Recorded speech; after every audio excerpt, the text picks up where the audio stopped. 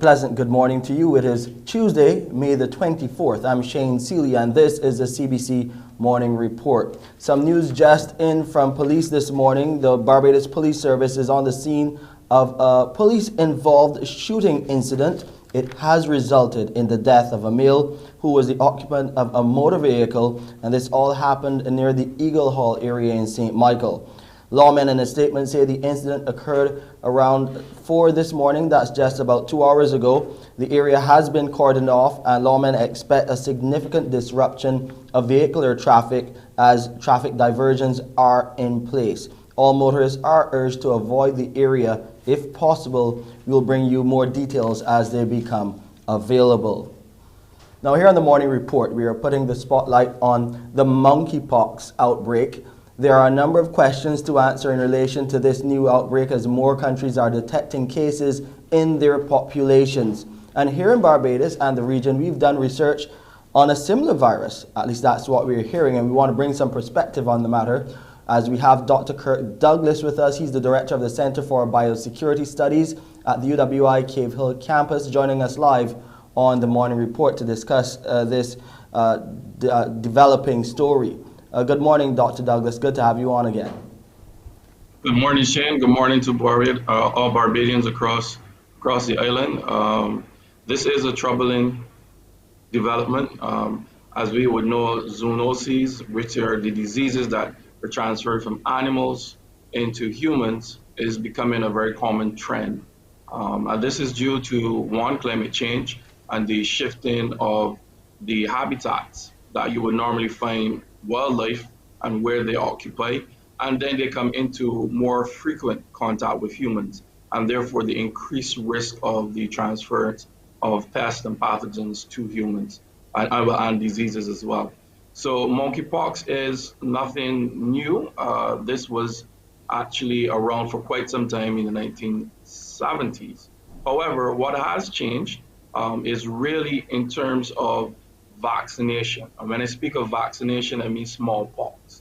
So in the 1970s, as the vaccination campaign against smallpox was deemed successful, then there was the declaration by the WHO of the eradication of the smallpox virus all across the globe.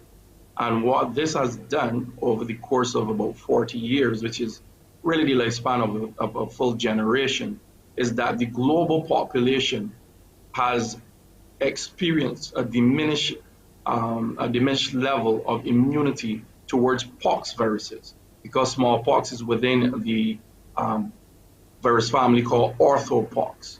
And what we did back in 2019 is that we had surveyed some of the mice and also the rats present on the island, and we targeted a particular pox virus, and it's called cowpox. And cowpox actually has a very interesting history, because cowpox was the virus that actually birthed vaccinology, which is the study of vaccines. So the first vaccine that was used by Sir Edward Jenner. This was done using cowpox. So the story goes that there was a milkmaid who, in the act of milking her cows, had contracted the cowpox infection on her hands. And Sir Edward Jenner, he came up with the bright idea to challenge an 8-year-old boy with the scabs from the pox of this lady in order to induce immunity to the younger boy, so that in the event that he does encounter smallpox, then he would have already experienced a challenge from an orthopox virus, and therefore he would have immunity. And this actually worked, and this actually spawned the advent of vaccinology within the world, and that is the history of cowpox. Now, cowpox is not as deadly as monkeypox. There are two strains of monkeypox viruses. Two lineages, genetic lineages. One is very more pathogenic than the other. It is responsible for, I think, about 10% mortality, whereas the second lineage is only around the same mortality rate as COVID, so just around 1%.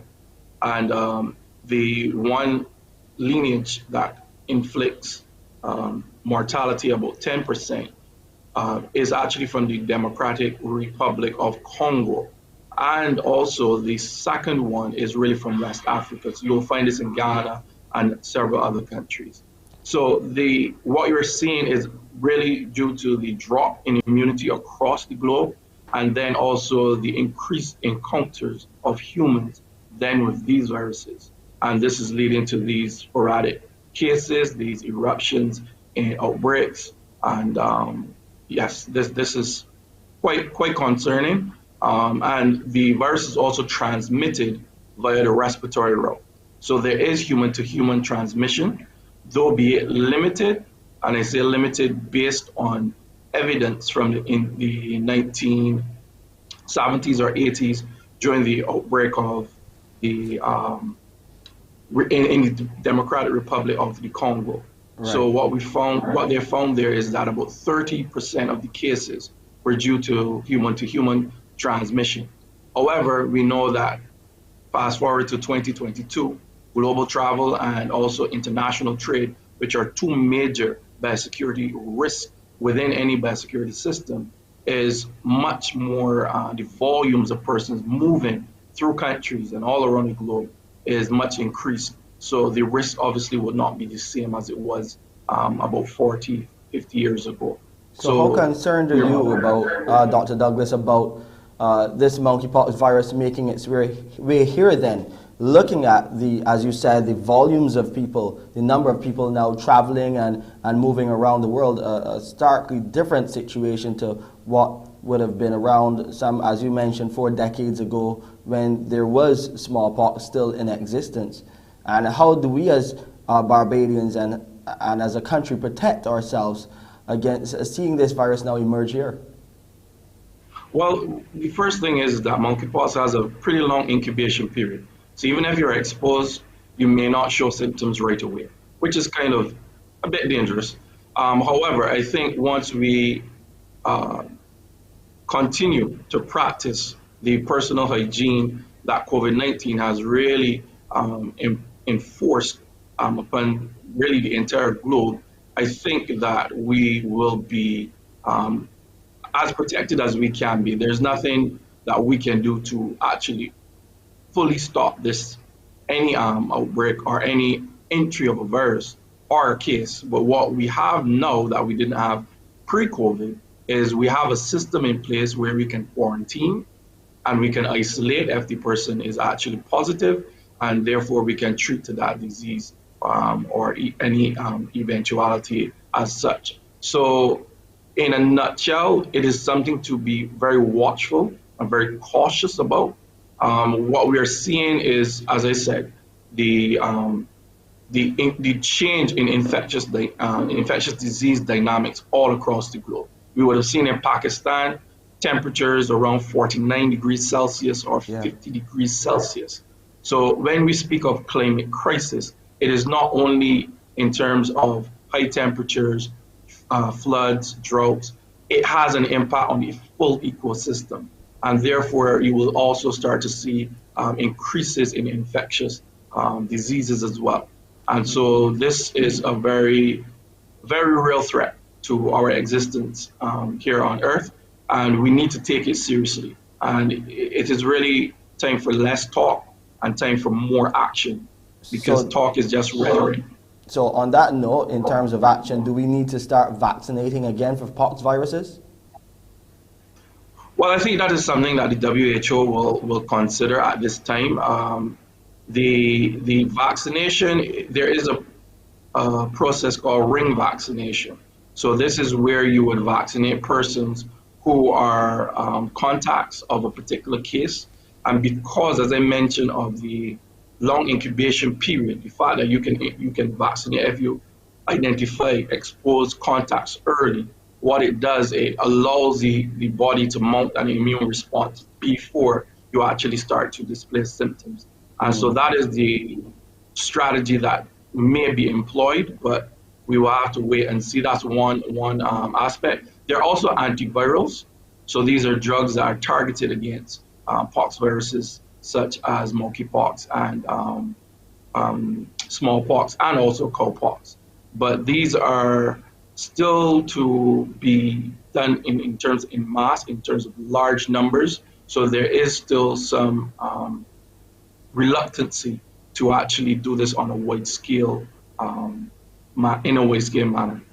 Well, Dr. Douglas, thanks for bringing your expertise on board here on the Morning Report. And he will be a part of our discussion later on with Wendy on Mornin Barbados, as the Center for Biosecurity Studies and the UWI Cave Hill campus just shares what they're doing during their week of activities. A lot happening there, as Dr. Douglas mentioned, that study done a few years back on these pox viruses. It's good that you did that, you know, with hindsight being 2020.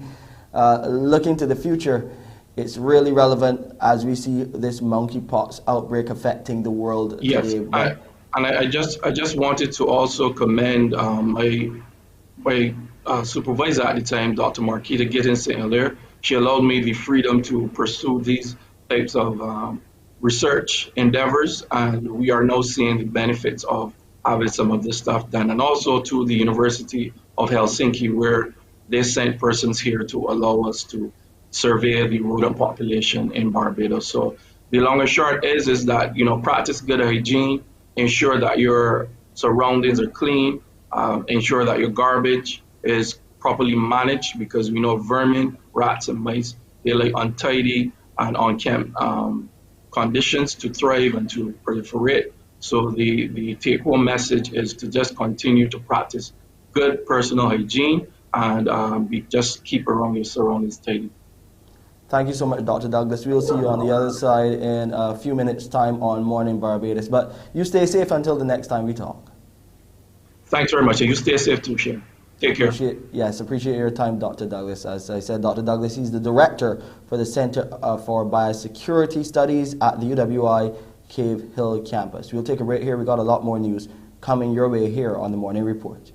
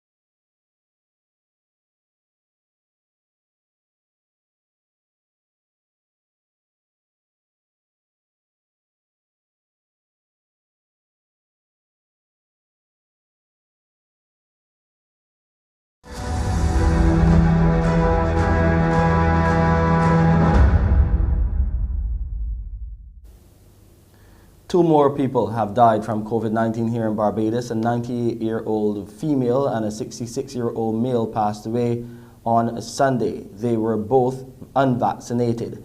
Their passing brings the number of COVID-19 related deaths here on the island to 442.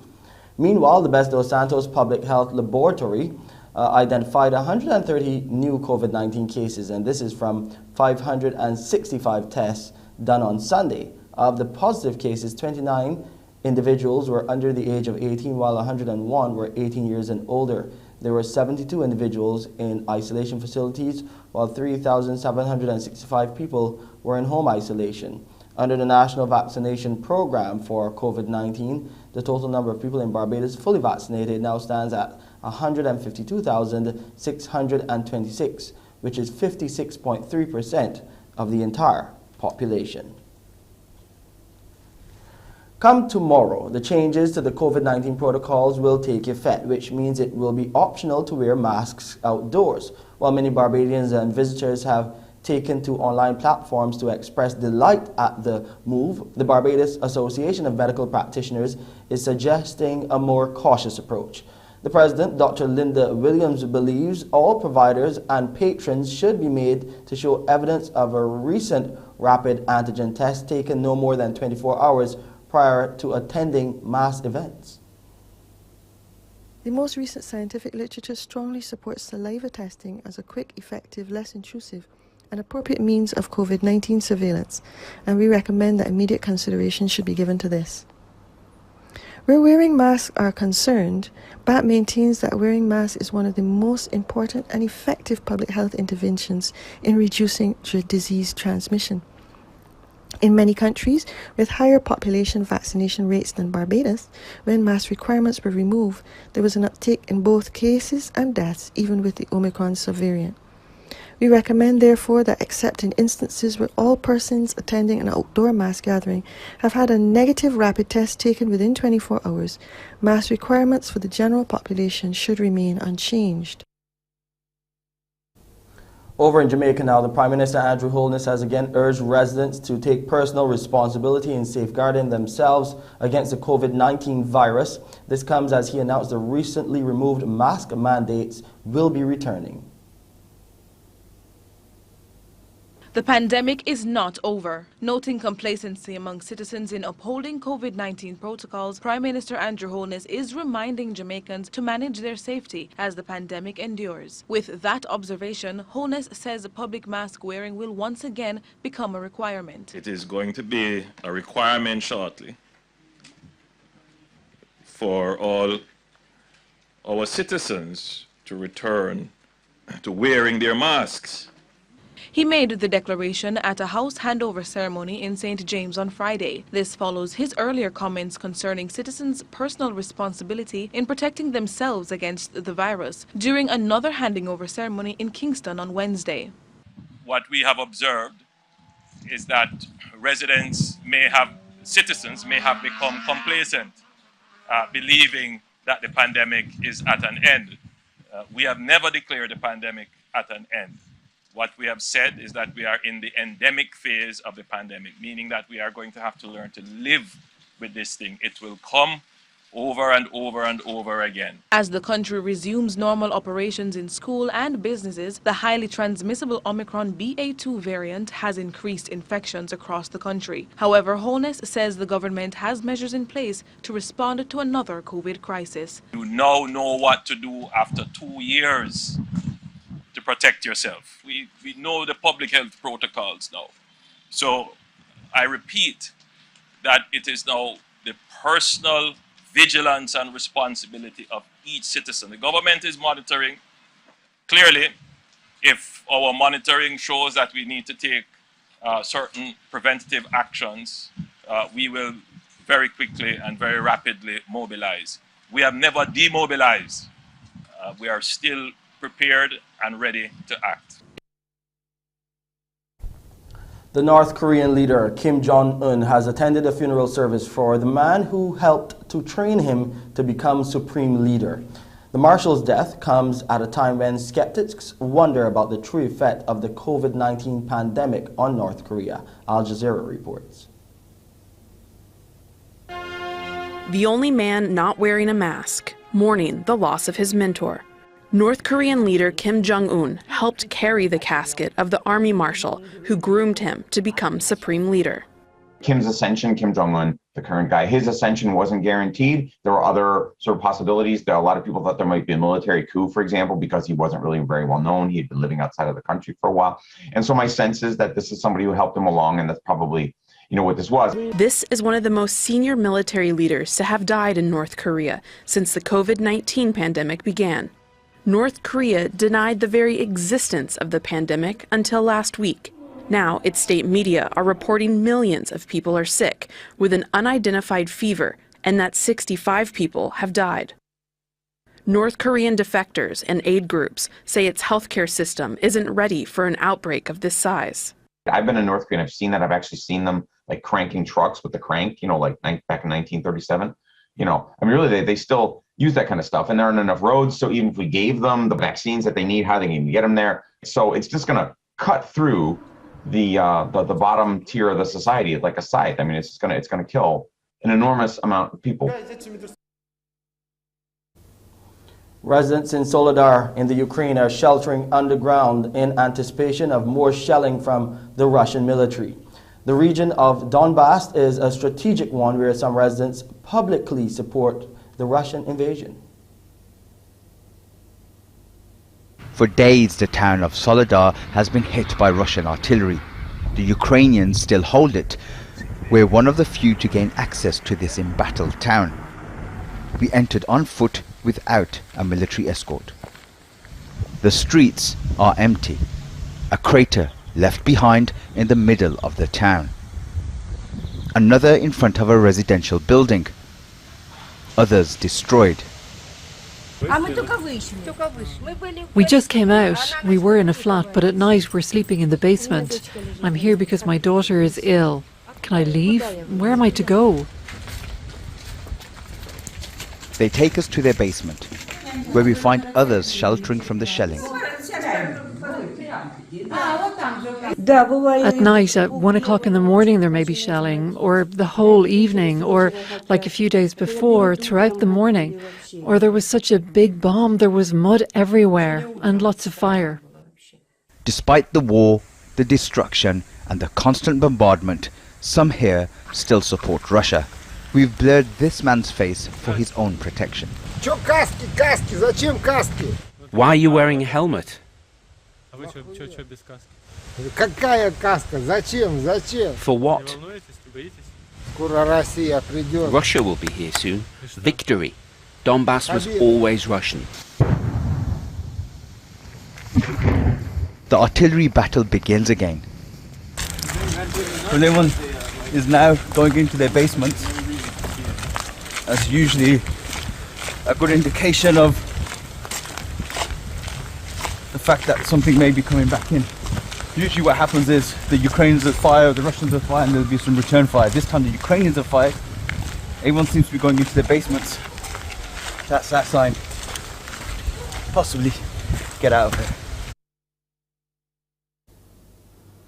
Some brilliant reporting there from that Al Jazeera journalist. Let's go to Wendy now to see what she has for you on this Tuesday edition of Morning Barbados. You got a sneak preview during the morning report, but so much else happening on that side, right, Wendy? Yes, there is, because we will have the Faculty of Social Sciences coming in, and the doctor will be joined by Dr. Janice Remy, who heads the Sridhar Rampal Center at the UWI. So they'll be telling us all about the work they're doing in terms of not only biosecurity studies, but also the international studies as well. And as you know, Shane, the clock is ticking down to Agra Fest this weekend, so we'll have the president of the BAS back in to talk to us about some of the issues they're grappling with, because in order to be able to come to this size expo, you really have to be able to produce. So he's going to be telling us about some of the pitfalls of production. And it's also Wednesday, and today is the day for the Roots Experience show. So we'll be having that on Wednesday, rather, because today's Tuesday. I'm so happy to get ahead to there. We'll be having lots of African designers in Golden Square, Shane. So we'll be telling you all about that coming up. Lots to go out and enjoy this week. Yeah, we are looking to get to the weekend fast so we can enjoy a bit of Agra Fest, a bit of normalcy once again. People outside, maybe without their masks, some still wearing their mask, but it's all about personal responsibility. Do what you need to do to protect yourself against COVID-19. Thank you so much, Wendy. We'll see you in a few minutes' time. When we come back from the break, we'll look at some of the repaired houses after the passage of Elsa last year as we get ready for yet another hurricane season in just a few days. And we got some more stories to share with you as well, and some sports coming your way right here on the Morning Report.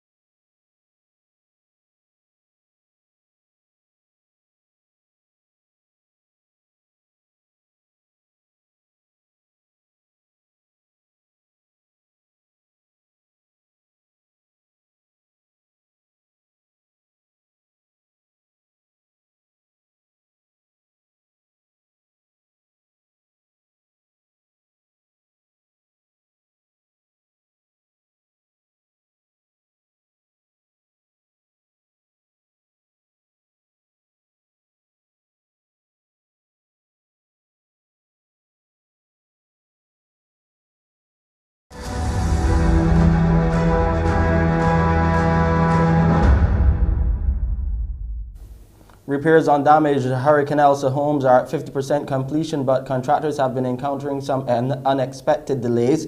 Minister of Housing Dwight Sutherland says they're pushing ahead with it. Material has gone up. Coming on to the end of the financial year, you know, the government is on an IMF program, and this is nothing to hide. We had to make sure all the dots lined up, so the process of disbursement slowed up.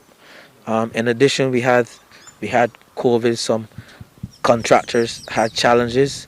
We were also battling with landlord-tenant issues, whereby a house was destroyed by the hurricane, and then we go to rebuild a house, and I mean, we started, and we heard, I mean, general manager of National Housing here, he doesn't have any here, no, but he was pulling out the little head that he had, because you begin to rebuild a house, and you hear not upon this land.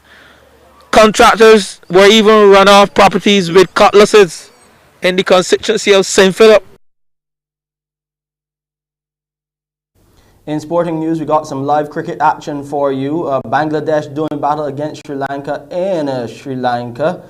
And Bangladesh in a strong position, 365. They scored in their first innings. In response, Sri Lanka also doing pretty well, 122 for 1. 2 centurions in the Bangladeshi innings, 175 not out from Mushfiqur Rahim, and Linton Das, the keeper, he made 141. So in response, Sri Lanka 121 for 122 now for 1. Oshanda Fernando, he scored 57. And Dithmust Karakne, he's the captain, he's on 56 not out with Kusal Mendes at the crease. Let's take a quick look at weather now. Temperature 26.6 degrees Celsius right now. It's partly cloudy on the outside. The humidity is at 82%. The barometric pressure 1015.5 millibars, and those winds coming out of the east as usual at about 37 kilometers per hour.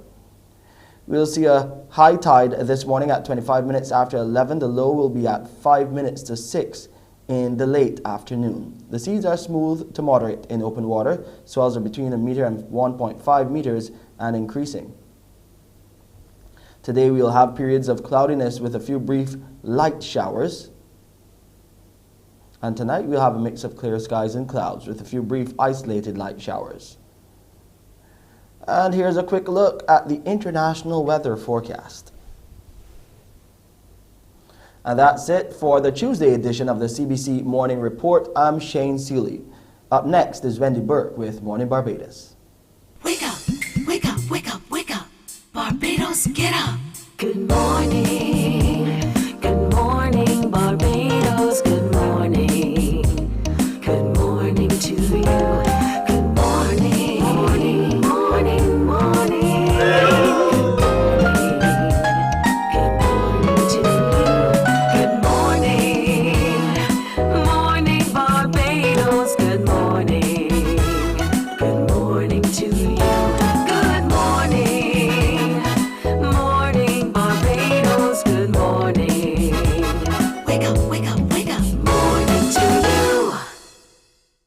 And good morning to you. A terrific Tuesday to all of you out there joining us this morning for Morning Barbados. It's going to be an exciting morning. We're going to be hearing about all the activity coming up through the course of the week and also the work that the UWI Faculty of Social Sciences has been engaging in. A warm welcome to you once again. I'm Wendy Burke. First off, we will go to Agra Fest. Yes, the president of the Barbados Agricultural Society, Peter Chase, he's here to talk to us about one or two of the pitfalls that farmers encounter before they can actually get to this expo stage of AgriFest. Good morning to you.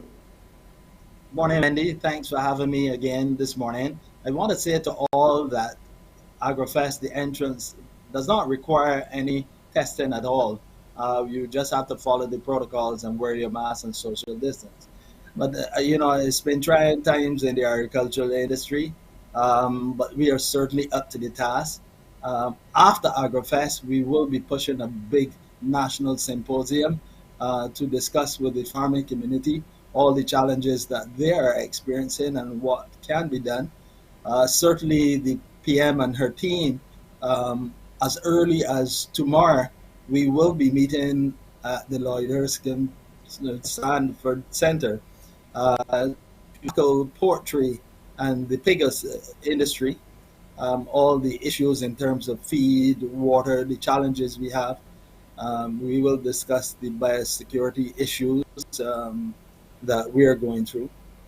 Certainly from other interests that we have, we will be looking at the cultivation and discussing that with the ministry. We're at the BAS, we're looking at the seed bank situation. That will be discussed also with the ministry. As you know, it's hard to find green beans, and certainly the seeds have not been available, and when they are available, the quality is not there. So we certainly will be discussing those issues with the government and the farmers. We're discussing genetics at the symposium. We're discussing the grasslands currently with the Ministry of Agriculture, and quality grasslands, especially for dairy farmers and sheep farmers. So a lot is happening. The government has really stepped up to the plate. We now have in the river area, we have a dam, Mount there's a push with cultivation and water provided to the farmers. So, and the new layers project with water also provided a new dam for the farmers. So we'll have to sit down and collate everything and push and really hard with the Ministry of Agriculture to get production up. Now, these sound like exciting times, Peter, because water has forever been a bugbear for our local farmers. And the fact that you have all these dams coming in now, it really helps, especially when you think about trying to rear an animal toward that Agra Fest time where we have all the competition. You don't want an animal coming to be judged that isn't up to standard, that hasn't been watered or fed the nutrients that it actually needs. That is correct, and I must inform Barbadians that a lot of the animals and the water cost is very high for farmers, because like in the poultry industry, we have to use potable water. So we cannot really take water from roofs and dams. We have to have treated water for the poultry, and vice versa in other areas of agriculture as well. So we're sitting down with government to discuss the cost of it, so that we can keep the cost of the meat to the consumer at a reasonable price. So at AgriFest, will we be able to get fresh meats? I know you usually have a number of your large chicken producers there offering deals at the weekend. But given all that you're grappling with now, can we really expect what we got over a year ago? Yes, we will have meat on display. We'll have a lot of sampling on display as well. Both the Guyanese will be here. They'll be sampling their stuff, and the local producers will be sampling their stuff. You can also engage farmers to buy animals from them as well, for the young farmers, the young people that want to get into the industry. On Sunday we're having the pig show. That is a very exciting. That will be early in the morning at 9:30, and then we have the sheep and goat show in the afternoon at 3. And there's a whole host of technocrats that will be at AgriFest that you can talk to if you want to get into farming, and what to do and how to do it and where to go to get all the information. So, yes, okay. I know the Guyanese and Surinamese contingent are coming in, but I think what we're expecting from them more so would be like in terms of lumber and the other displays, the other byproducts you get from agriculture, like in terms of all the basketry, etc., from your grasses. Yes, they will have their culture and their arts on display. We will have our culture and arts on display as well. One of the fun parts about agriculture, and especially on Sunday, the AgriFest, is that we'll have a watermelon competition. You know that we grow a tremendous amount of watermelon on the island. And I remember late last year that for almost about 8 weeks, Barbados was self-sufficient in watermelon. And so the patrons will get a chance to sample what is local watermelon and compete in a competition. But we've been doing extremely well in the agriculture sector. We have a onion period, and we are really pushing at that to increase from 68 acres and climbing it hopefully within the next year to about 120 acres of local onions.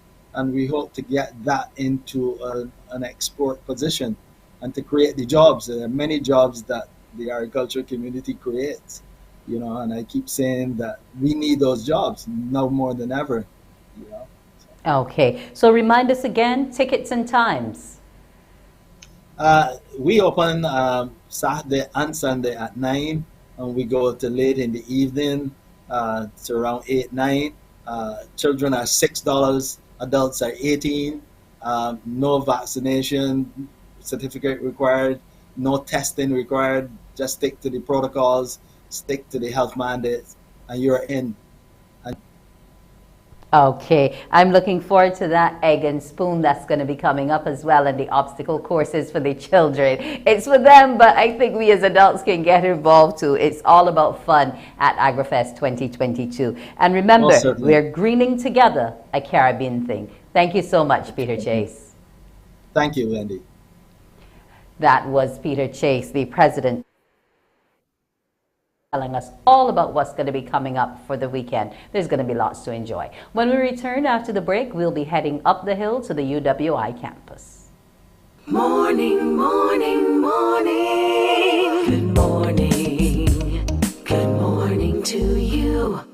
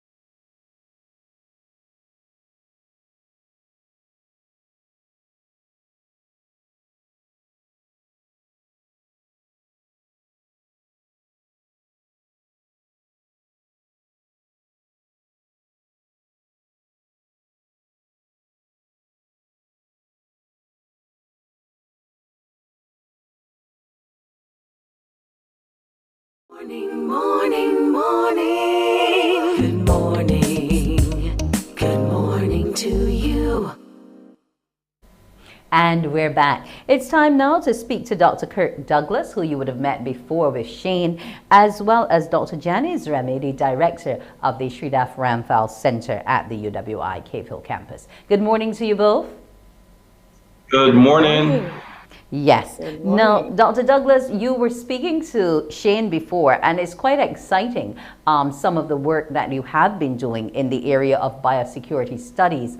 Now, if a student wanted to be involved in these same studies, is it as easy for them to get involved in the level of research work which you yourself have been doing? I think so. What we have at the moment in terms of education programs, we have short professional courses. So persons with an interest in some of these particular issues and topics, they can register through the Center for Professional Development and Lifelong Learning, what we call CPDLL.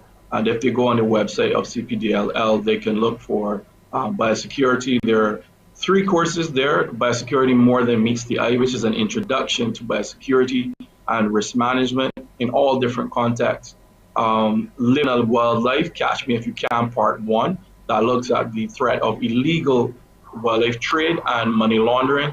And then we have a 3rd course, which will be offered in September, called Living on Wildlife, Catch Me If You Can, Part 2.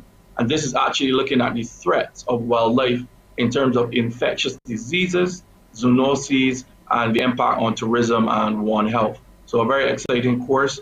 So those who are interested can peruse the website. You could even peruse also the Center for Biosecurity Studies, our website, and look for the short professional courses, and you will get a link that will take you to CPDLL as well. And you can also browse our website and look to see the different activities that we are actually engaged in at the center. We have some more professional courses in the pipeline.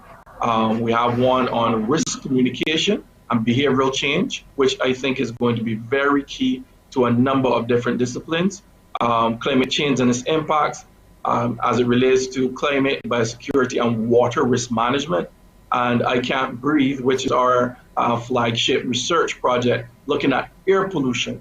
So we have some wildfire research and climate research that is being currently done. We have a student from McGill University who's come to assist us with conducting a survey amongst the community in Barbados on the health impacts and climate impacts and environmental impacts of wildfires. And when we say wildfires, most Barbadians go, I don't understand what that is. But if you say a grass fire, sugarcane fire, people immediately understand. So that is what we're looking at. And also when people burn garbage, you know, you have someone in a neighborhood, they may think that, you know, they have garbage that they would just like to get rid of, or even leaves or anything, and they just, you know, heap it on a pile and then they start to burn or put it in a can.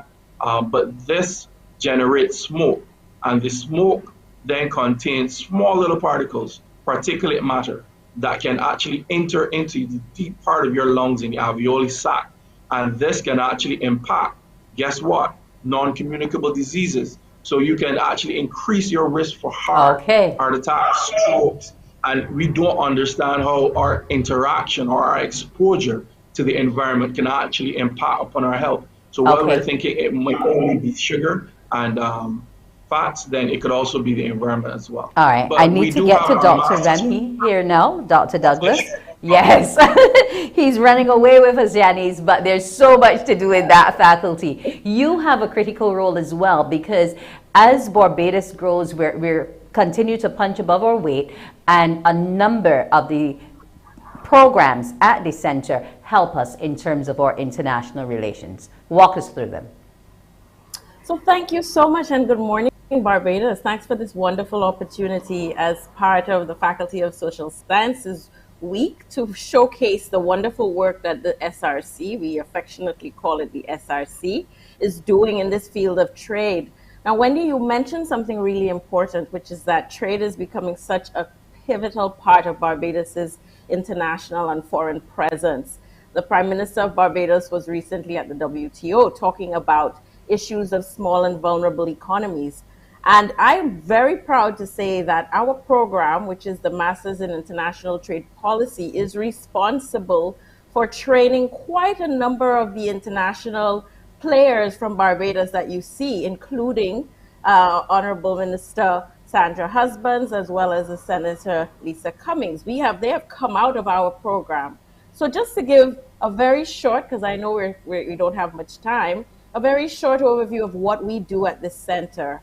So the center really has pillars, main pillars. What we're known for, and we call it our flagship program, is the Masters in Trade Policy, which is a 12-month course, really with a 9-month theoretical component where you learn the basics about trade, understanding trade, but from the perspective of small island developing states. And then we also have short courses. In addition to what I think Kirk mentioned, we actually have courses focused on trade. So we have competition, policy and trade. We're going to be offering SDGs, so Sustainable Development Goals and trade. The trade negotiations course is currently ongoing, and that's also being offered through the CPDLL. But besides that, we also engage in quite a bit of research. In fact, that's kind of what we're pivoting to, a lot more research on these issues I mentioned. If you look anywhere in the news now, you're seeing Barbados talking about engaging in negotiations with the United States, with Africa, India, with Latin America. And so part of what we do is we equip our students so that they're better able to represent the public and the private interests through research that we conduct through our trade policy briefs, as well as our regular, our students engage in research as well. So our faculty, the persons who work at the center do these regular research, practical research, and that's part of the offering that the Faculty of Social Science is really great at, which is not just these peer-reviewed articles, which are important, but thinking practically also about the impact of some of these things happening across the region and internationally on public policy and private policy of companies engaged in international trade. I have more to say about the center, but I'm pretty sure you want to pivot back to Kurt. Yeah, well, actually, I want to ask you a question here in terms of the role and the growth of the course, because you mentioned some people who have gone through it and are benefiting and using it, but have you been able to extend the capacity of the program given the interest? Well, that's a great question. So part of the drive is to make the program more internationally competitive. What happened in COVID is that there has been such a burst of interest across the region in trade and online training as well. So luckily we were able to continue offering our program online during the pendency of the COVID pandemic. And so we also now offer these short courses online through the CPDLL and expanding beyond our original diet of the Masters in Trade Policy program and the postgraduate program in international policy, which is instead of the 12-month or 3-month course, we also now offer, as I mentioned, much more of these topics that are just very relevant today, the blue economy and trade. As I said, the sustainable development goals, including climate change. And I just wanted to also mention one of the things, the huge selling points of our program is our study tour to Geneva. So we take our students and enrolled in the Masters in Trade Policy every year. We couldn't do it during COVID, but we're starting again this year. We're taking our students to Geneva where they'll meet. And I know Ambassador Chad Blackman is always on the show. So we're get our students to meet up with the missions and the CARICOM heads of missions in Geneva, as well as visit all of these international organizations, the ITC, the WTO, UNCTAD. So it's a fantastic program. We are able to offer shorter courses for those who cannot do a 12-month stint and just do these two-week courses. And I'd invite you to visit our website. And I will. Yes, because it sounds very exciting. Just alone to make sure you're on that trip and getting to rub shoulders with those who are leading us on the world stage. Well, we've run out of time. The SOSI faculty, we now understand why it is the largest indeed. I want to thank you, Dr. Kirk Douglas, the Director of the Center for Biosecurity Studies, and Dr. Janice Remy, the Director of the Sridhar Ramphal Center. Keep doing the work you're doing and turning out Barbadians on the world stage. Have a great day. Thank you. Thank you, Wendy. And join us this evening at the virtual session, also available on the Faculty of Social Sciences. Both Kurt and myself will talk more about our programs at these virtual sessions at 5:30 and 7 o'clock this evening. Okay, we'll be sure to listen in. Have a great day. That was the UWI Faculty of Social Sciences telling you all about what's going on for their week. Also coming up this week, the season of emancipation continues, and it's going to be Roots Experience. We'll tell you about it when we return. Morning, morning, morning. Good morning. Good morning to you.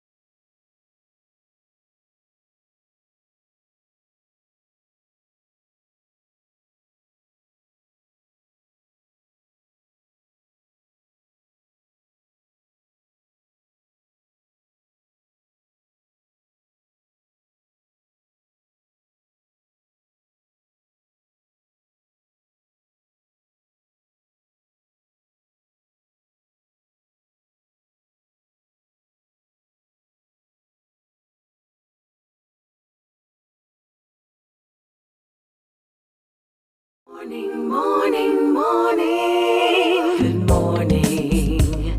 Good morning to you.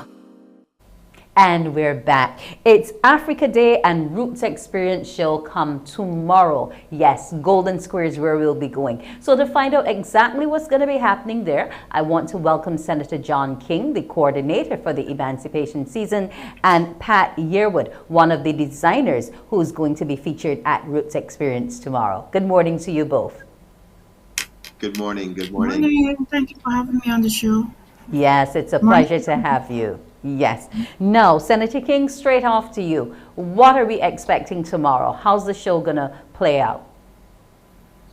Okay, so we're expecting it to be fabulous. For those of us old enough to remember the Roots Experience pageant, which was basically a staple in the calendar of events in Barbados in the 90s, this is the effort of the Division of Culture to partner with the son of Mr. Lane, who used to be the promoter of that, to bring back this particular show. But in a different way, this year we're looking only to highlight the fashion, and the good thing about it is that it gives us the opportunity to bring in some young, new, exciting designers, as well as the stalwarts. That's Pat is here with us, who could give you a little bit on the history of how she got involved with the show in the first place, but what it had done for a lot of people back then is it gave them that sense of pride in that wearing Afrocentric wear. They felt like they belonged to something. It was not just having to look into the more popular world magazines and understand beauty and all these other things from a different point of view. All right. And Pat? people can expect a really good thing. Okay, if we can go to Pat now. In terms of designing, you've been around the show for a while, from the 90s to 2022, to be doing African wear. That's a long time. Now, what has your experience over the time been like in terms of what you've created, and also the kings and queens that you would have won with in the past? Basically, I'm always conscious about Africa, and I joined in 1992 because I did a show at the hotel pageant, and that's where I met Clyde. So when he asked me to do the show, I wasn't accustomed to this show. I never heard about Roots Experience. So when he did the show tonight, one of the contestants asked me if I could make a jacket and a pant for him. So I did that. But next of the show, when he went backstage, it was so much regal outfits, African. I could not believe it. At one time, one of the guys, the contestant, passed by, and when he raised the shiki, it gave me goosebumps from head to toe. I could not believe it. And I said to myself, oh, I feel so disappointed because this jacket is just simple. And I know that nothing would come out of that jacket. So I went home and I think about it, and I said next year this could never happen. And from that time I was winning the showtime now. Alrighty. Yes, that is awesome. What are some of your favorite pieces? Because you know, everybody's talking about Ankara now in terms of bringing the African look and impression into modern day clothing. Tell me how you managed to do it so well. Well, I would say, the God-given gift, because I never went anywhere and learned it. And sometimes I can't even explain my work. I just create. Things just come to my head and they work according to what come to my head. Sometimes I complete the whole outfit and then I cut it down, I get somewhere, put it back. So I can't really explain my work because I never liked it. I didn't like it at school. But that's really a talent, you know, to be able to just pick it up and be self-taught.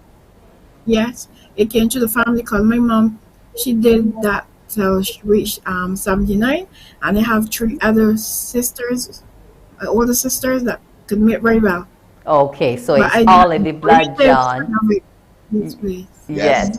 And that's something that the show is all about too, because here we see Clyde Lane, now deceased, and his son actually still willing to carry that baton in terms of the show. So glad. I was so glad when you heard about it because I have about 25 trophies. The one that's standing. And I said one day I was walking, I said, you could imagine I never went on stage and collect my trophies. People hear about Pat Yearwood and say the name sound familiar but don't know me. And if the opportunity arises, I can make sure that I go on stage and not being shy. And then I realized that Johnny went looking for me the same night. And I could not, right now I still have goosebumps. So I tried. Yeah, his father had a lot of confidence in me and Johnny too. So I am here to do my best. Right, and I'm sure that we're going to see something awesome on the day, John. If you can just, John, take us now in terms of the Africa Day aspect of it. Who are some of the people we can expect to speechify on that night?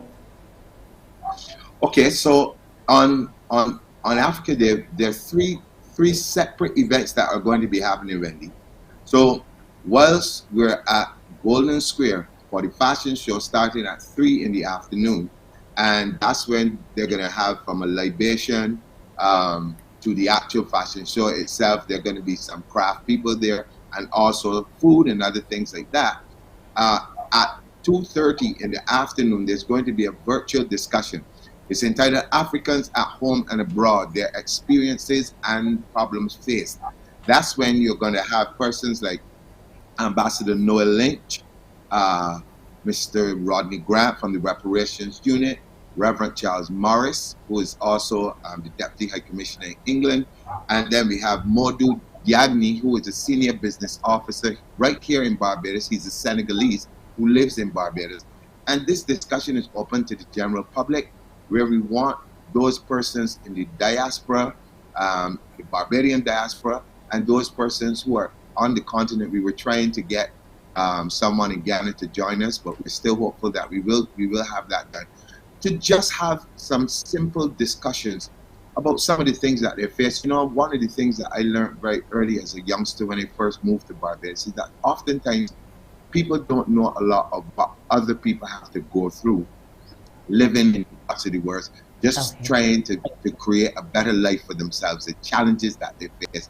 I think this discussion gives two things. One, it gives information, but also sometimes people bottle up a lot of stuff, and sometimes you just need to get it off your chest, and, you know, so that others understand what you're dealing with. And this is what what's the third one? And then the third one is our Africa Day storytelling. This is put on by the National Library Service. That's going to be at 10 o'clock in the morning at Farley Hill. It's under the trees, and you're going to have, again, Africans who are living here in Barbados participating in that. Mr. David Akombo from the University of the West Indies, he'll be helping with the storytelling, and there are 4 primary schools that are going to be a part of that activity. And again, it's all about spreading information and giving people that sense of pride, that sense of knowing as we go along as the African people. Okay, and I'm sure the words of the song, Yes, Yes, We Want to Go Home, the African people want to go home, will resonate in all of us come tomorrow, Africa Day. I want to thank you for joining us, Pat, as well as Senator John King, for the show coming up tomorrow and all the activities for the season of emancipation. Thank you for coming on this morning. You're welcome. Okay. We'll now hear from Shane Seeley, an update of what's happening in the world of news. Thank you, Wendy. Here's your headline news for this Tuesday, May the 24th. We're hearing this morning that 1 man is dead and 3 police officers seeking medical attention following what appears to be a shooting in Eagle Hall. The incident occurred a few hours ago around 4 this morning. The deceased, an unidentified male, was the occupant of a motor vehicle in that St. Michael district. As lawmen carry out their investigations there, the area has been cordoned off and motorists are being urged told to expect a significant disruption to vehicular traffic in that area. Diversions are in place. All motorists are urged to avoid the area if they can. We'll bring you more details as they become available. Meanwhile, come tomorrow, the changes in the COVID-19 protocols will take effect. That means it will be optional to wear masks outdoors. While many Barbadians and visitors have taken to online platforms and social media to express delight at the move, the Barbados Association of Medical Practitioners is suggesting a more cautious approach. The President, Dr. Linda Williams, believes all providers and patrons should be made to show evidence of a recent rapid antigen test taken no more than 24 hours prior to attending mass events. The most recent scientific literature strongly supports saliva testing as a quick, effective, less intrusive, and appropriate means of COVID-19 surveillance, and we recommend that immediate consideration should be given to this. Where wearing masks are concerned, BAT maintains that wearing masks is one of the most important and effective public health interventions in reducing disease transmission. In many countries with higher population vaccination rates than Barbados, when mask requirements were removed, there was an uptick in both cases and deaths, even with the Omicron subvariant. We recommend, therefore, that except in instances where all persons attending an outdoor mass gathering have had a negative rapid test taken within 24 hours, mask requirements for the general population should remain unchanged. 2 more Barbadians have lost their fight with COVID-19. A 98-year-old male and a 98-year-old female and a 66-year-old male passed away on Sunday.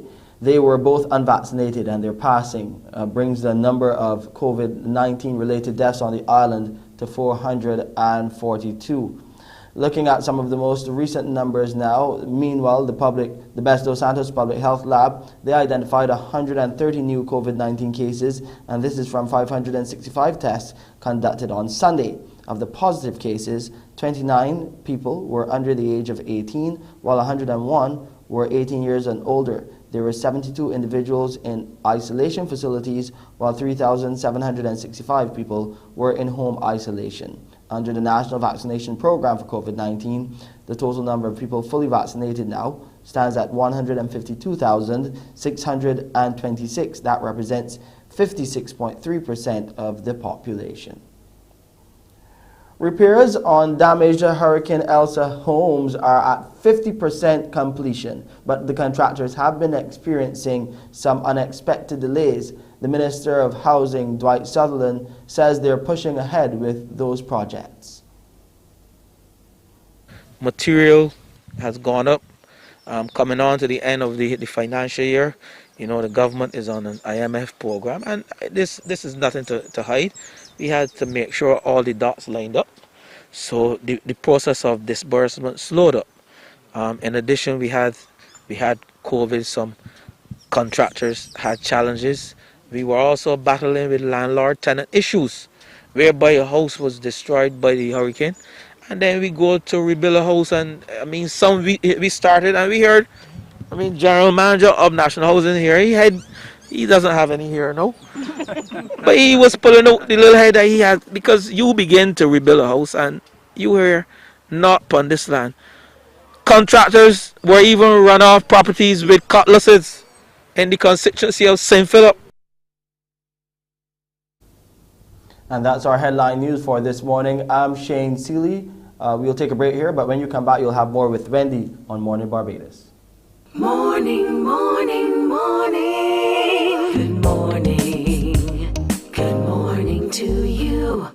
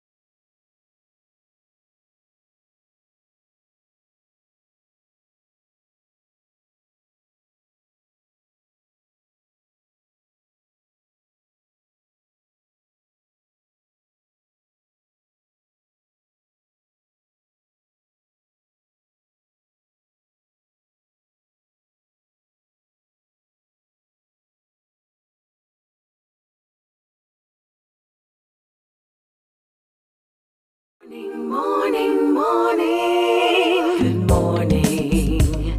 Good morning to you. And we're back. It's time now to talk with the Barbados Trust Loans. They've been doing their part for entrepreneurship. And this morning, we're going to get to meet two of them that are part of a cluster there with the Barbados Trust Loans. Yes, and the word trust. It's because young entrepreneurs need that. They need to know that somebody's there willing to outstretch a hand to help them along their journey. So we'll meet now Michelle Johnson, who owns Utopia Blends, all natural cooking oils, and Corey Williams, Churn homemade ice cream. Good morning to you both. Morning. Hi, good morning. Good morning, good morning, good morning. Now, let's talk about the journey of both of you with the trust loans, the BTLF. Now, BTFL, yes. Now let's talk to you first, Michelle. How did you first get wind of who trust loans were and how you should approach? It really was a coincidence. I was shopping in Sky Mall a Saturday afternoon, and I came across this exhibit of tables and entrepreneurs selling their stuff. And I was just looking, and I realized that these guys were selling their items on behalf of, well, with the assistance of the Barbados Trust Fund. They were in the wings just watching and just talking or whatever, and I approached them and I got the information I needed to apply and what's not. But then there was I think a week later, I came across a post on Instagram where they were having this competition called Pitch It to Win It, and I entered, and that's how I'm associated with them. I won the competition and I came first. I got $5,000 in winnings. Okay, and that was your start. If we can go now to Corey. Now, how was it for you in terms of your journey with trust loans?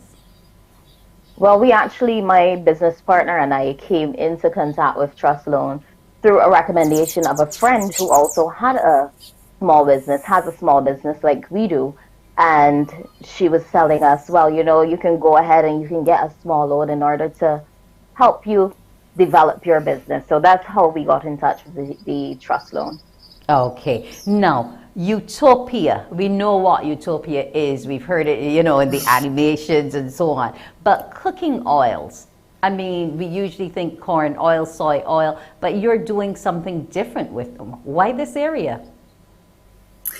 I'm a chef. And I was looking for a way to make an extra income, and I figured, why not? It's a healthy alternative, and people are already using herbs and what's not to seep, to drink, to put on their meats and what's not. So I just decided to infuse it too, and I came up with a fantastic product, and people are loving it. Okay, well, somebody just attested to me that it is fantastic. So what's your range? What kind of flavors can we expect in your oils, and where can we go to get them? Well, right now I have 4 basic blends. I'm calling it the basic edition. It's rosemary and garlic, lemongrass, lime and lemon zest, basil and cilantro, and scotch bonnet and Guinness thyme. Right now we have 2 sizes, 10 ounce and 5 ounce. The 10 ounce is $29.99. The 5 ounce is $15.99. And you can find us in Smart Med Pharmacy or online at omniverse.com. Or you can just click the link in my bio on Instagram, Utopia Blends and More, or on Facebook. The same thing, Utopia Blends and More. Now, Corey, you have what I like, homemade ice cream. And especially for people with dietary issues and allergies to milk. Do you also produce sorbets for that category of individual? No, we don't offer sorbets. What we offer would be the dairy-free ice cream, which is made with coconut milk base. Okay, so that's nice. What are the other flavors? Coconut is always good, but what else do we offer? Yeah. Okay, so we actually offer both dairy and dairy-free ice cream. We have over 30 flavors. From the dairy edition, you can have things like Hennessy, Guinness chocolate, rum cream, butter pecan, peanut butter, birthday cake, ube, peppermint stick. Like the options are endless. as well as our dairy-free options. You can have things like mocha, the coconut, chocolate cookies and cream, pistachio, peanut butter. So you have many options for, pretty much everybody with every palate.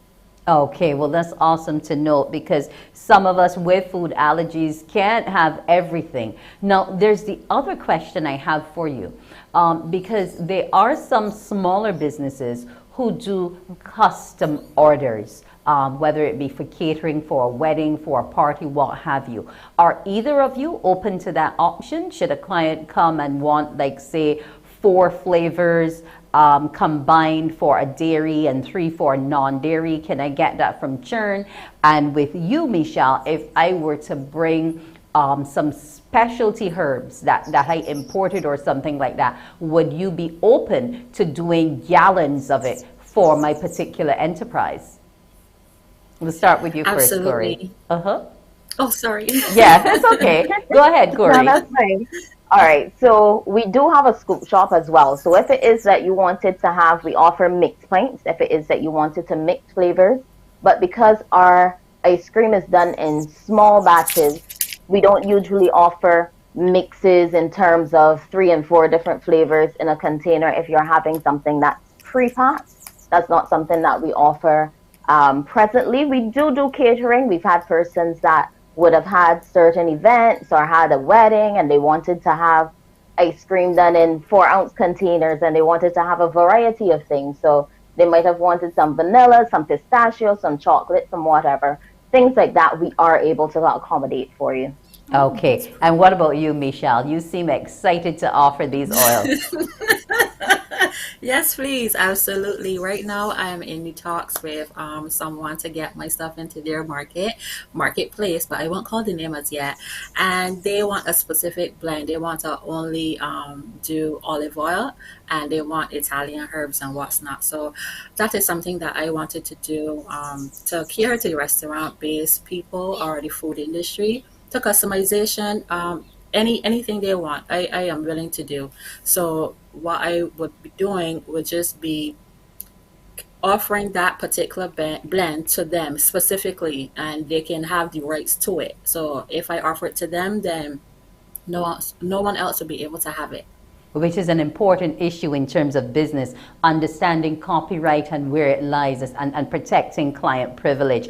Now, from both of you, before we wrap up, what has been a part of the Trust Loans cluster programs done for your business? We'll start with you again, Corey.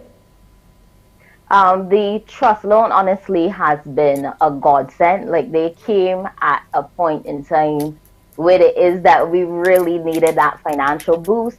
They had the classes where it is that we were able to get some refresher courses, so to speak, when it came to business and marketing. And you have the support of the officers at the Trust Loan. More recently, they also we did an interview with them, Chasing Your Dream, which I'm sure should be out soon on their Instagram platform page. Yeah. And yes, and okay. That too has given us quite a bit of exposure. All right, and for you, Michelle? They have been essential in the starting of my company because they were there from inception, being that I won the money and what's not. So I was able to work with them closely to get exposure. I was able to do the fair, the Warren's Fair in, I think it was March. But they are working hand in hand with me, and I am just grateful that I had meet up on them at the time that I did. Okay, so we have to let Kirk and the others know that they're continuing to do an excellent job over there at BTFL. Ladies, it was fun having you this morning. Never mind, I'm not having anything that's been prepared with Michelle's oils or some ice cream after, but that's fine. We can find you out there, and you both have your social media handles, so we can find you when there's need. Thank you, ladies, and best of luck to you with your businesses. Thank you very much. Have a great morning. You as well. Bye-bye. When we return, it is going to be time to talk with our doctor. We'll be back in a bit. Morning, morning, morning. Good morning. Good morning.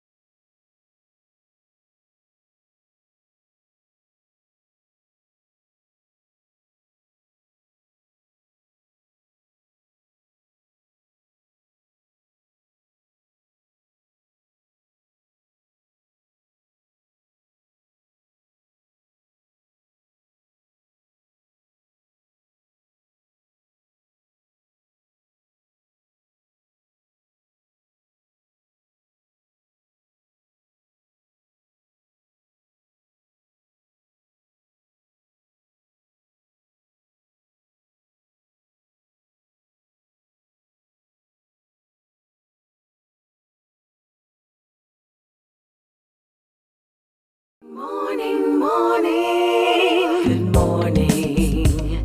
Good morning to you.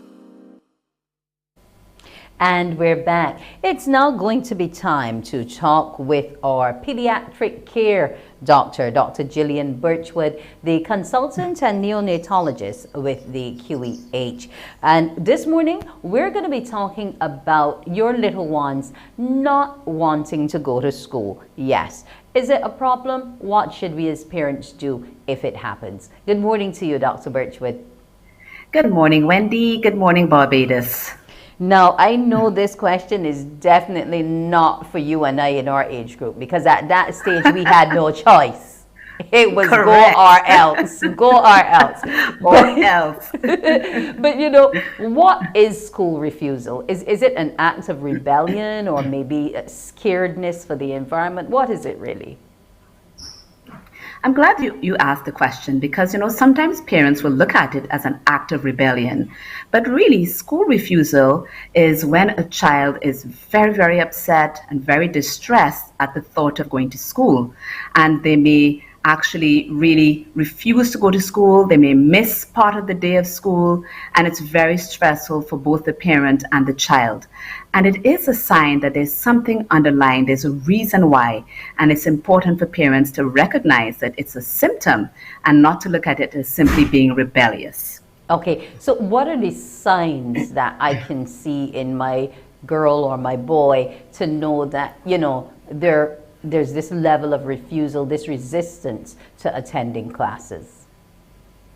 Yes. Well, to start with, it can happen in children of any age. People tend to think of school refusal as something that happens just in very young children, but it can happen in primary school children, it can happen in secondary school children, and so how it shows up can be different depending on their age.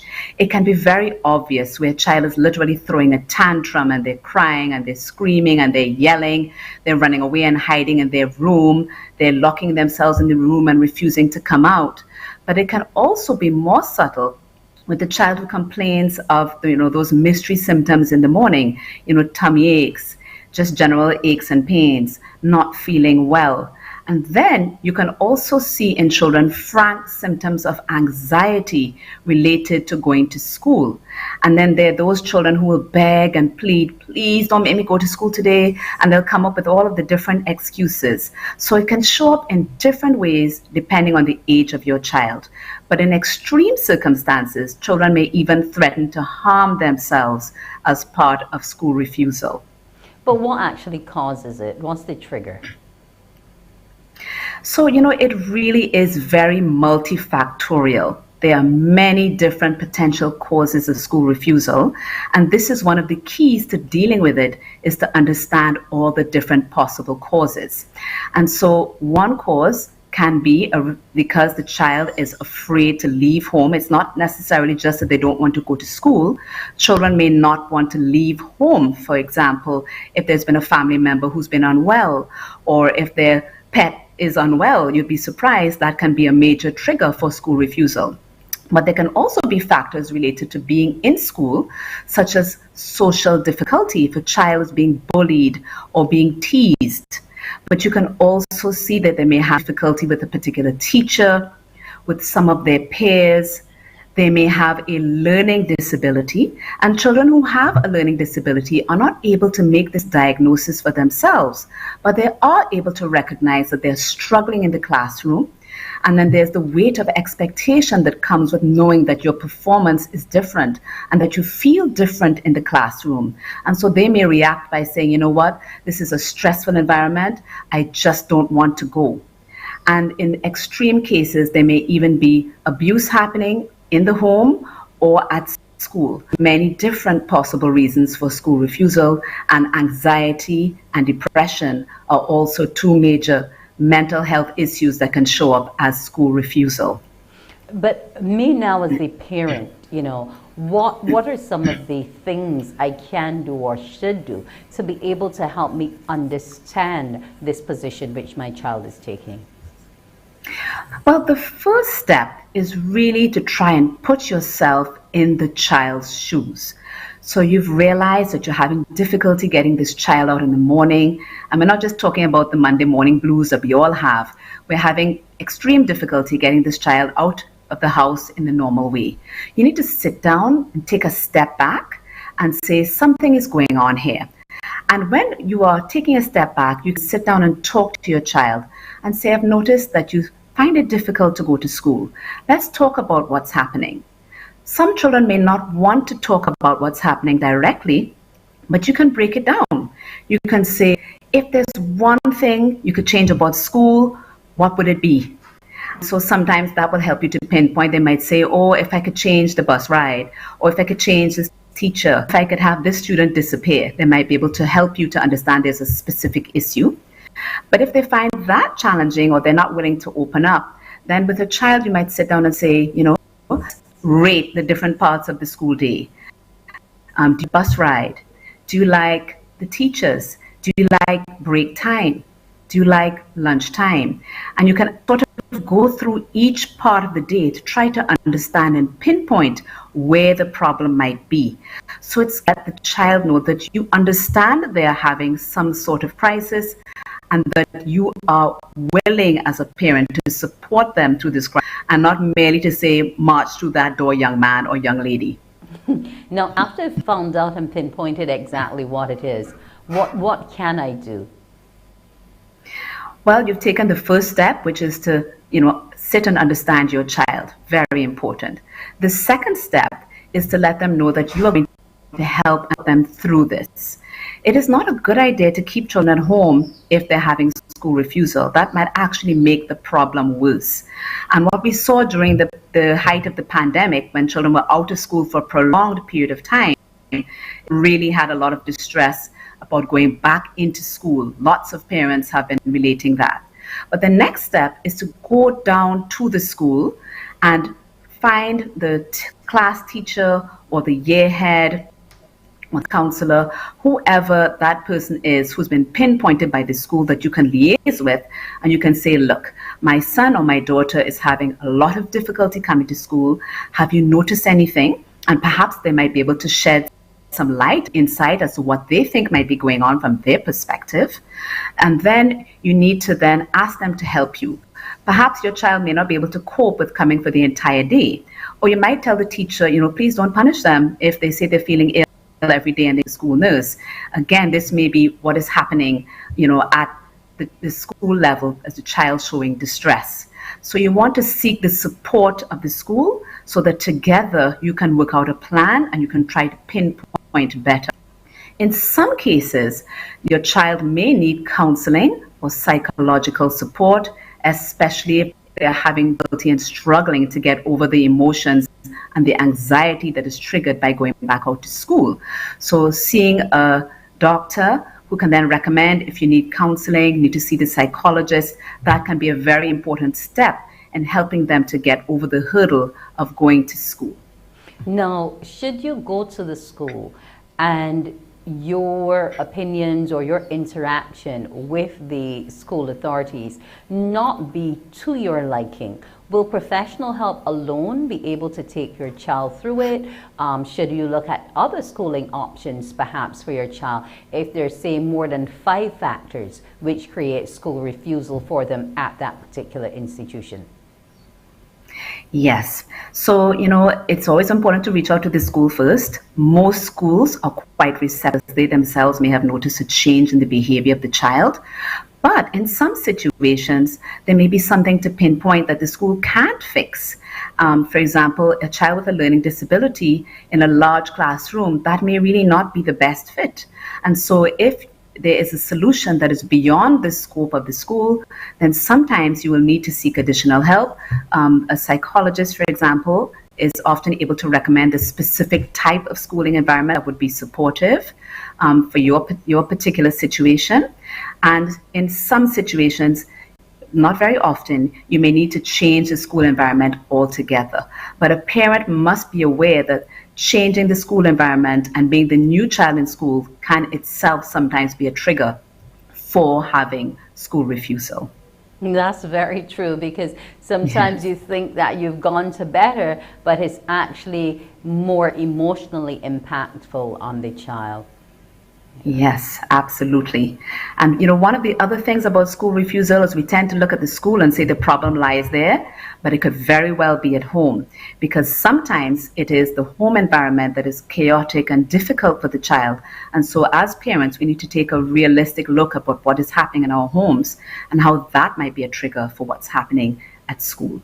Okay, because you would think if the home is bad, they can't wait to escape to another environment. But I guess if the environment is conducive either, that's what you're going to have. Now, if we're to stop it at the primary level, is it something you can expect to recur when they're ready to go to secondary, or would the counseling should help sufficiently?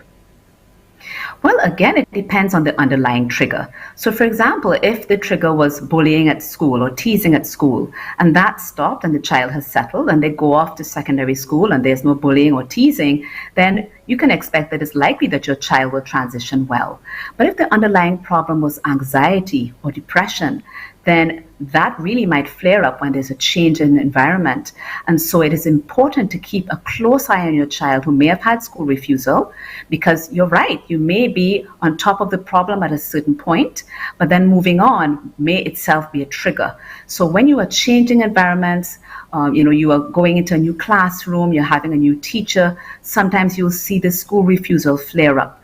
But if you have the tools in place, and if you have the understanding of how your child thinks and what the triggers may be, you can start to prepare them in advance emotionally for those transitions that are such an important part of everyday life. Okay, I want to thank you so much this morning, Dr. Birchwood. I'm sure some parents are very happy to know that there's a way to deal with those kicking, screaming children who say, I don't want to go to school. So, correct. Right, it's the place to be. We need it. We've been locked in for too long. Thank you so much, Yes. Dr. Birchwood, and have a brilliant day.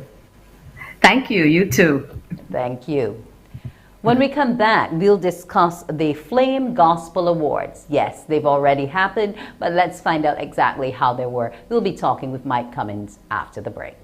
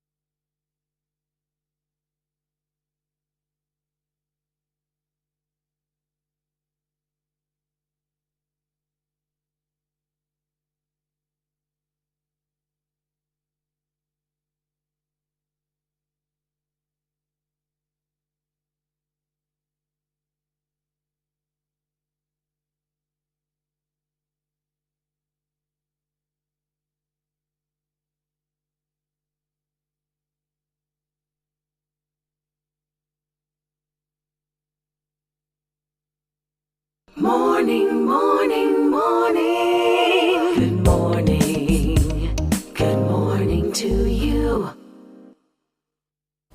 And we're back. We're talking about the Flame Gospel Awards. Yes, we're keeping the fire burning bright on gospel music in Barbados and throughout the Caribbean. And I want to welcome Mike Cummings. Good morning, Mike. Good morning, Wendy. How are you today? I'm great this morning. What about you? I'm all right. And you're not talking turtles this morning? No, no turtles today. We're not going that slowly this morning. We're going a little faster. Now, your awards have concluded, and as we mentioned last time, you've been in this for a really, really long time. How do you feel about how this year's program went? Well, to me, this year has been above and beyond what we expected, but we really tried to do better this year. And as a result of the production, and through having the involvement of Liz Black, she has a TV channel, and she has invited us to be on her program, and she's reached out to offer us either a 15-minute or a half an hour program, depending on how we can get, if we can get sponsorship for it. It is pretty reasonable. It is like $350 US dollars per half an hour. And if we can get sponsorship for it, we can either do it weekly, monthly, or whatever. And the good thing about it is I was on the channel last night, and I was going through all of the different scenarios and all of the different possibilities. And it looks like something that we in Barbados can benefit from, because the program will be repeated like 4 times during the week. The same program that you do once will be repeated at no extra cost to you during the week. So to me, it has a lot of opportunities for us, but it is up to us now to grab it with both hands. And I'm sure that the content will not be lacking, because given the categories that people have won in, and given the dynamism of some of our gospel artists, I'm sure you can easily fill that half an hour. Yeah. Also, it is about promoting, excuse me, the event for next year. She's hoping that she would be able to attract a certain clientele to come to our event next year. So as a result, we have to start planning now and get the dates out as early as possible, even if the dates might shift a bit, coming forward a week or whatever, depending on what is happening in the world. But at least get a date out so that people can plan to come next year, because we're hoping to have her as a host again next year. And as she said, don't use her and kick her on the curve. But I mean, she's been so good to us that I think that we should really capitalize on what we have right now. The relationship came about through Mel Holder, who was here for Gospel Fest on the last occasion. And when we were introduced to him in terms of producing it, he first of all recommended Liz Black, because she's the type of person to help, quote unquote, the underdog, and to try to help new artists and that sort of thing. So she has a reputation for that. So I was there a couple of weeks ago, and she invited me to come to her birthday party, and I thought that was so cool, you know. And we'd only spoken on the phone; we had never met before. And then after that, then she was able to me, she gave her all in terms of producing a great job in terms of hosting the show for us. Okay, so because I was going to come to that in terms of the actual show and the online audience and the tickets purchased, etc. Was it at the mark you wanted it to be? Well, it is still ongoing right now. I don't know if it would reach the levels we wanted, but to me, that would only impact on the kinds of returns we would want to give to the charities. But the finished product, when we're actually finished with it and we still have some more work to do with it, we have to give it to networks in the United States and across the world. On the last occasion, we were able to send it out free of cost to a number of networks like Scene TV, which is shown in Canada, United States, the tri-state area, New Jersey, Connecticut, New York, and also South Africa channel carried it. Colombia, to me, that was the biggest surprise because to me, Colombia is Spanish. And why would they take it? And they were so excited about it. They even showed it on 3 occasions, station in Anguilla, showed it. The only 2 big countries that did not show it would have been Trinidad and Barbados. So for this particular one, we're hoping to go a little bit further. We have at least four channels in the United States that we have to give it to. They have an audience of like over 50 million. Not that all 50 million would watch it, but generally speaking, when they get it, they will show it on more than one occasion because they could show it over a period of time. And because of that, we think the opportunity is there for us to benefit. Unfortunately, I didn't get in as many of the local acts as I wanted to for different reasons. But in these situations where you have to be contractually bound, we have to be very careful with what we're doing. And I always stipulate that we must do our own original music. Doing our own original music means a lot in terms of benefiting the artists in terms of the returns. And I've also found that when we are doing the recordings, the photographers who turn up are a bit surprised at the quality of the singers that we have on show. And they say, like, wait, I didn't know this was in Barbados. I'd never heard this sound before. It's almost like they're not exposed to the quote unquote the best of gospel music. And people think that there are just 2 or 3 or 4 top artists, but in my opinion, the second tier, what we might call the second tier, or the least popular or the lesser popular ones, to me, they're just as good. And if they're given the opportunity by the NCF, by government, by different people, I think that that people will see that there's really a lot of talent in gospel music. And I think of Kian Brown, who I must confess is one of my prodigies. When I was receiving the award for the Jubilee Award I was one of the 50 awardees for the Jubilee Award. She performed and she got a standing ovation from what you might call an elite audience that contained the Mighty Gabby, Red Plastic Bag, and a whole host of other people in there from, that you would consider to be the best of the best in Barbados. So if she at that level could have gotten that, I think that there are more artists in Barbados that can benefit from something like that. Okay. Now, outside of just being on the stage and singing, you're also looking toward movie production, where our music and our people are concerned. Tell me a bit more about that.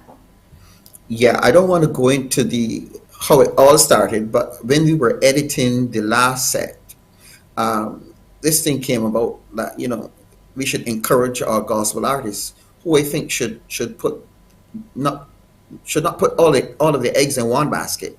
I think because they're singers, they can remember lines, and this thought came about that our gospel artists should get involved in films.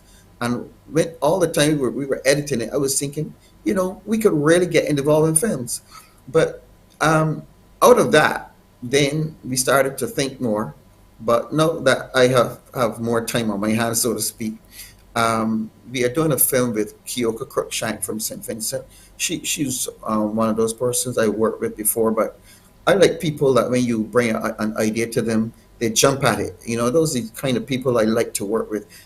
There's some people that you put an idea to them and they don't even get back to you. They don't even call you back. They don't even say anything. They're not excited. I can't work with those people. But Kyoka, when I pitched it to her, she said she would love it. And I deal with some Trinidadians as well. They're running me down, actually. They want to be involved in our films.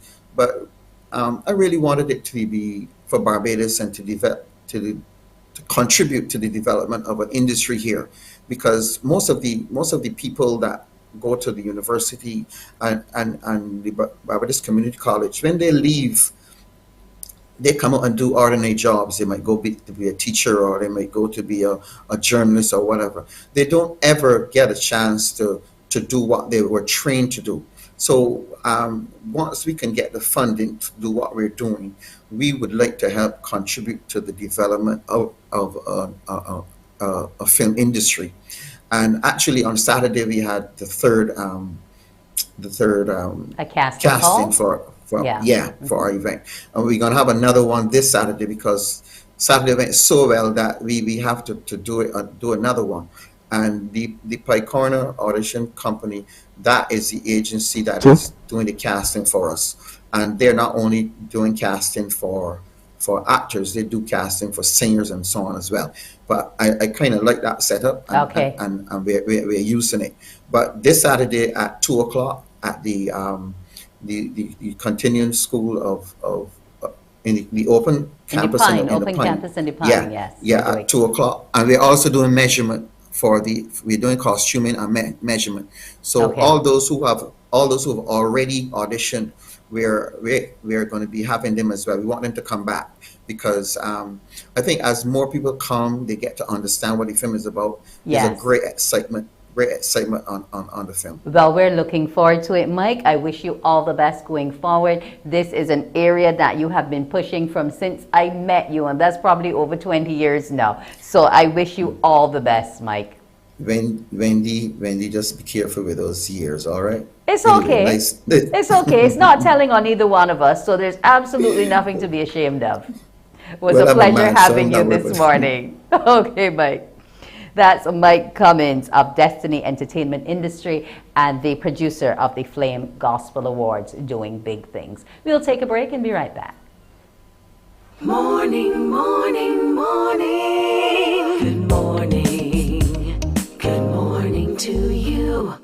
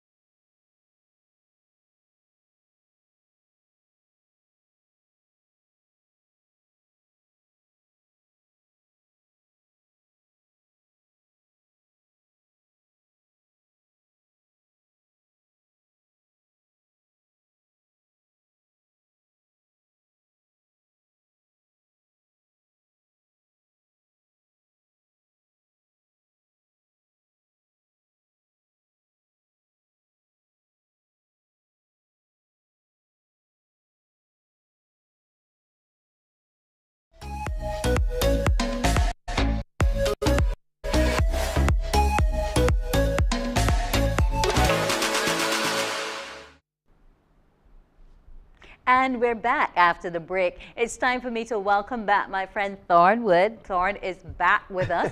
Yes, we're going to be talking fitness once again. Today, we're going to look at diet, fad or fiction. Morning to you, Thorn. Morning, Vanny. How you doing? I feel like I went on a little sabbatical day, so, you know.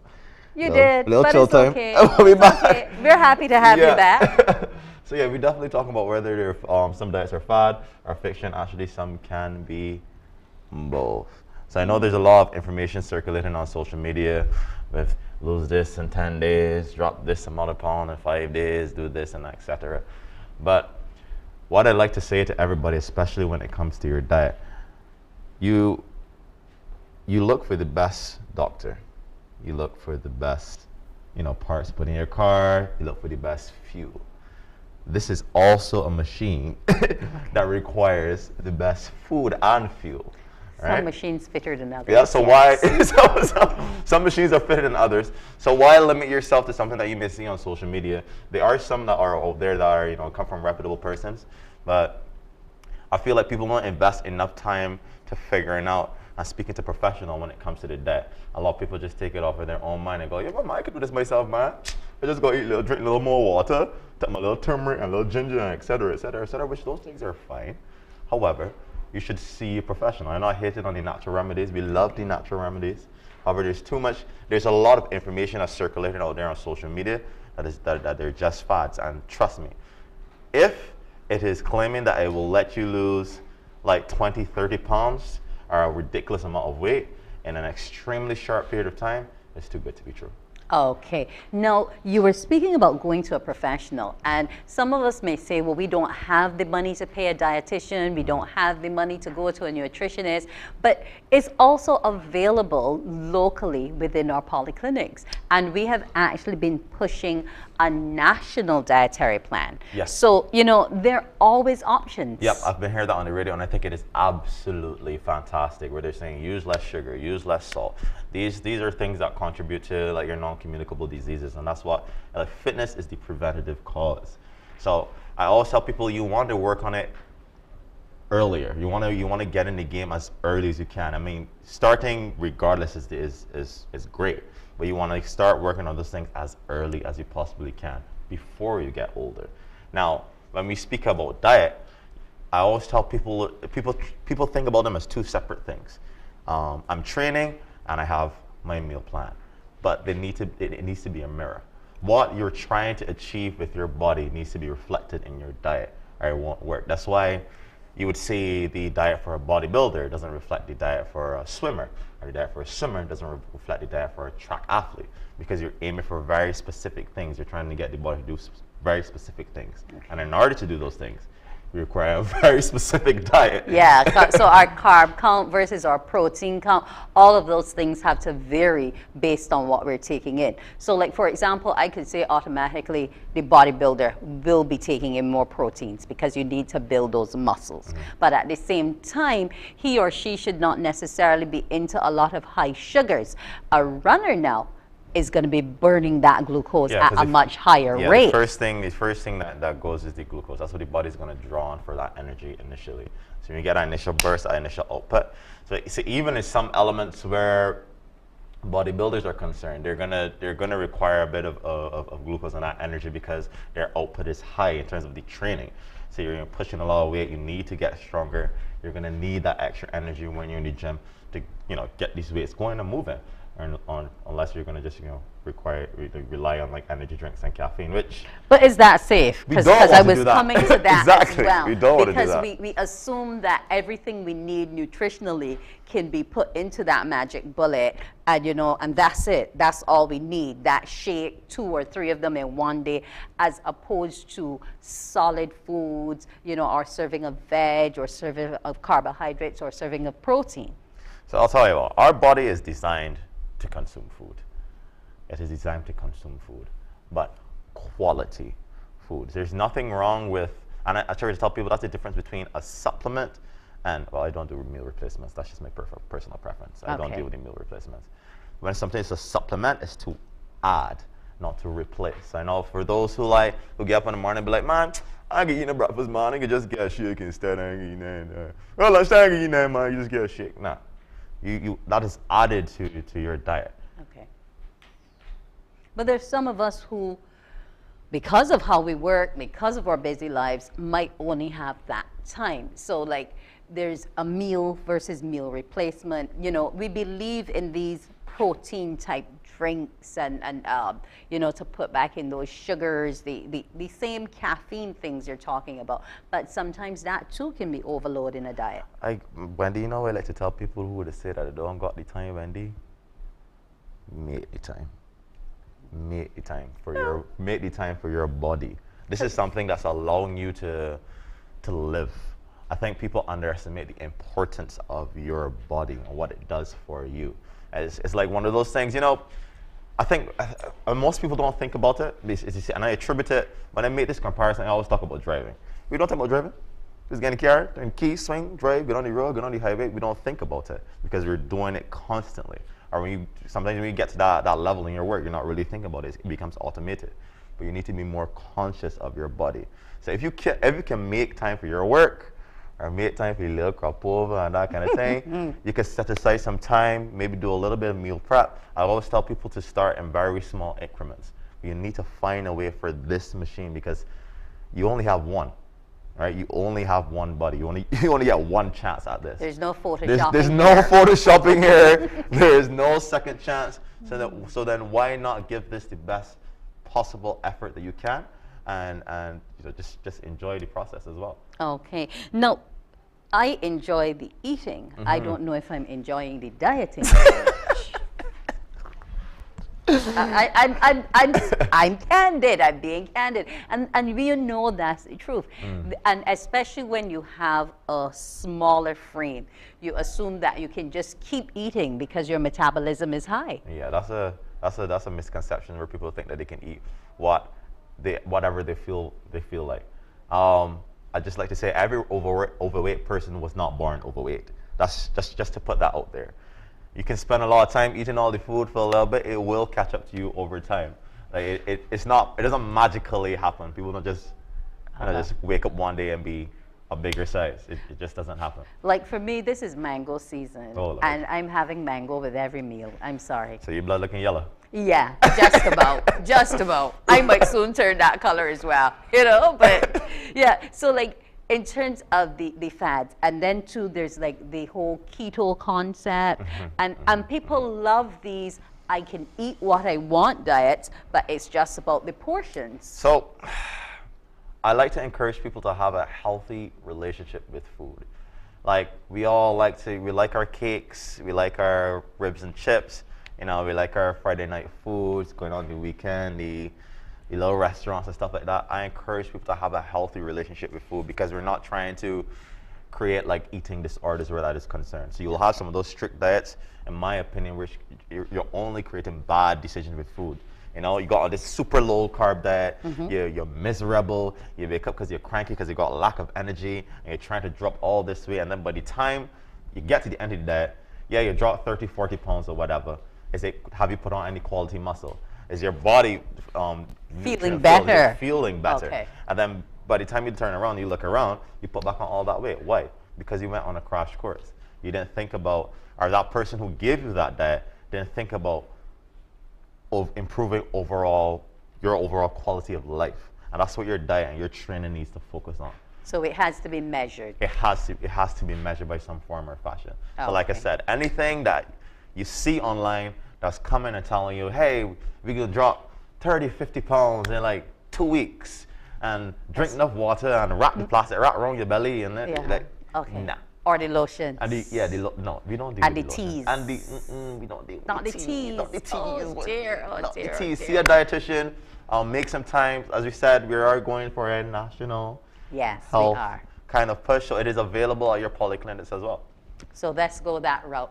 Well, it was great seeing you again, Thorn. I'm not going to let my diet be fad or fiction. I'm going to make sure I'm getting all my green leafy vegetables. Yes, I've got that, eating spinach, believe it or not. But it does a body good. And that's what we want to encourage all of you viewers to do. Make sure that your body's right, because then your mind, heart, health, you as an overall being will be better for it. Thanks for joining me this morning, Thorn. Good to see you again. Well, Morning Barbados, it's been a pleasure coming to you today. Let's make your day a terrific Tuesday. I'm Wendy Burke. Have a great morning. Wake up, Barbados, get up. Good morning.